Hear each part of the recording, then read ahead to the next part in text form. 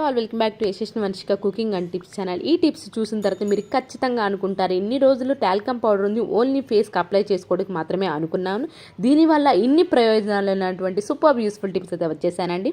Skip చేయకుండా చూడడానికి అయితే ట్రై చేయండి. ఏది బాగా నచ్చిందని కమెంట్ బాక్స్లో కమెంట్ చేయండి. అండ్ యూస్ఫుల్గా అనిపిస్తే మీ ఫ్రెండ్స్ అండ్ ఫ్యామిలీకి షేర్ చేయండి. అండ్ లైక్ అయితే ఇవ్వడం అసలు మర్చిపోకండి. ఏమాత్రం ఆలస్యం చేయకుండా ఫస్ట్ టిప్ని అయితే చూసేద్దాం.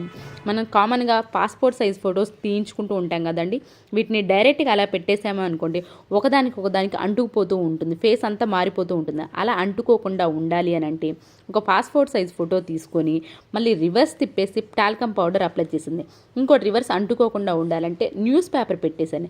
ఇలా న్యూస్ పేపర్ పెట్టేసేసి మధ్యలో ఇలా టాల్కమ్ పౌడర్ చేసి అప్లై చేసుకుంటూ ఉన్నారనుకొని మీకు 2-3 ఇయర్స్ తర్వాత అయినా చూసుకోండి టాల్కమ్ పౌడర్ ఉంటుంది కాబట్టి. అలానే మధ్యలో న్యూస్ పేపర్ పెట్టేసాం కాబట్టి ఎలాంటి అంటుకోవడం అనేది ఒకదానికొకటి అంటుకోవడం అనేది జరగదు. అండ్ అలానే బ్యాడ్ స్మెల్ కూడా రాకుండా ఉంటుంది. అండ్ నెక్స్ట్ టిప్ వచ్చేసేసి పట్టీల్ని ఇలా మనం కొన్నిసార్లు తీసి పక్కన పెడుతూ ఉంటాం. ఇలా డైరెక్ట్గా ఇలాగ బాక్స్లో అలానే ఉంచామని గాలి దగ్గర నలుపు అయిపోతుంటుంది.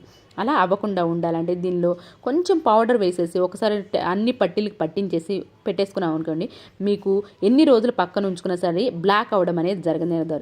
సో యూస్ఫుల్గా అనిపిస్తే మీ ఫ్రెండ్స్ అండ్ ఫ్యామిలీకి షేర్ చేయండి. నెక్స్ట్ టిప్ వచ్చేసి ఇలాంటి చిన్న పక్క పెన్నులు కొంటూ ఉంటాం కదండి, వీటిని ఓన్లీ ఫంక్షన్స్ అప్పుడు వాడుతూ ఉంటాం, తీసి తర్వాత పక్కన పెడుతూ ఉంటాం. ఈయన అలాగే ఉంచేసామనుకోండి ఒకదానికి అంటుకుంటుంది. అట్ ద సేమ్ టైం తుప్పు కూడా పట్టిపోతుంది. ఆ తుప్పు పట్టకుండా ఉండాలంటే దీనిలో కొంచెం టాల్కమ్ పౌడర్స్ ఉంచుకున్నారని ఎన్ని రోజులైనా సరే మీకు తుప్పు అనేది పట్టదు. అండ్ నెక్స్ట్ టిప్ వచ్చేసి ఇప్పుడు వర్షాకాలం వచ్చేసిన ఊరికి బ్యాచ్ బాక్స్ అనేది తడిసిపోతూ ఉంటుంది కదా, ముద్దగా కొంచెం తడిగా ఉన్నట్లు అనిపిస్తుంది. అలాంటప్పుడు ఇలా పౌడర్ వేసేసారంటే రుద్దేశారంటే ఆ తడి అనేది లేకుండా. ఇదే కదండి ప్రీవియస్ వీడియోస్లోకి వెళ్ళి చూసి నచ్చితేనే సబ్స్క్రైబ్ చేసుకోండి. అండ్ నెక్స్ట్ టిప్ వచ్చేసి పిన్నీసులు తుప్పు పట్టకుండా ఉండాలన్నా కూడా కొంచెం టాల్కమ్ పౌడర్ వేసేసండి. అండ్ నెక్స్ట్ టిప్ వచ్చేసి కొన్ని పర్సులు మనం రెగ్యులర్గా వాడం కదండి, ఎప్పుడో పార్టీలప్పుడు ఫంక్షన్స్ అప్పుడే తీస్తూ ఉంటాం కదా, అవేంటంటే కొంచెం అలాగే వదిలేస్తాం కాబట్టి ముక్కు వాసన వస్తూ ఉంటుంది. అలా ముక్కు వాసన రాకుండా ఉండాలని కొంచెం టాల్కమ్ పౌడర్ వేసేసి జిప్పు వేసారనుకోండి ముక్కు వాసన అనేది రాకుండా ఉంటుంది.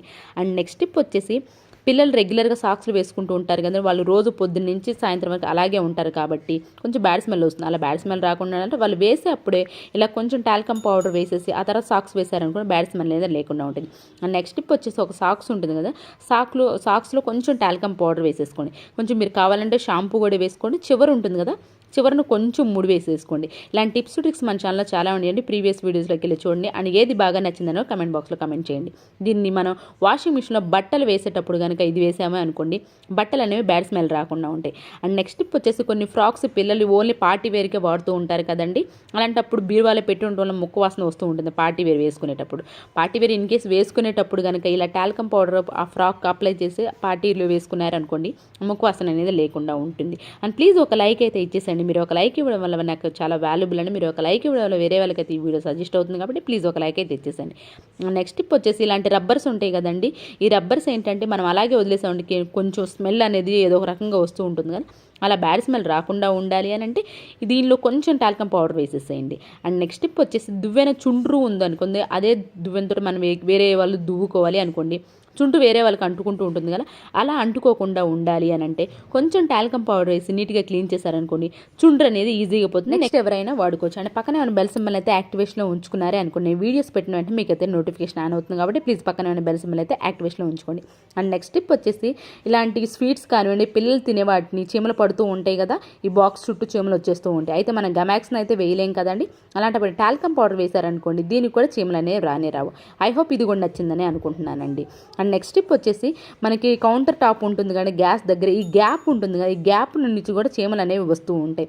టాల్కమ్ పౌడర్ వేసేసి ఒక్కసారి చేతితో రబ్ చేశారనుకుంటే మనకి అనేవి చీమలు అనేవి రావు.